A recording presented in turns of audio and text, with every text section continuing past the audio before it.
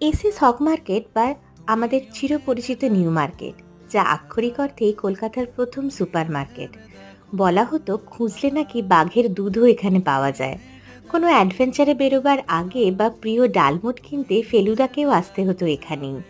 সেই new market কিন্তু জামাকাপড় বাদ দিয়ে এখনো পর্যন্ত বিভিন্ন শাকসবজি বা মশলাপাতির আঁতুড়ঘর।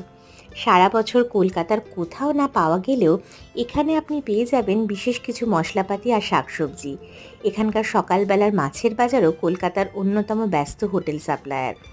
এখানকার নাহমসের কেক, মশলার সম্ভার, ঘর সাজানোর জিনিস, কেকের উপকরণ, ক্রকারি, গয়নাগাটি কোনো কিছু থেকেই চোখ ফেরানো দায়। এদিন আমরা সকালবেলা নিউ মার্কেট ঘুরছিলাম, তাই যতই ঝাঁ চকচকে শপিং মলে কলকাতা ভরে উঠুক, নিউ মার্কেট যে একবার চিনেছে তার থেকে নিউ মার্কেটের টান ফেরানো কিন্তু খুবই মুশকিল।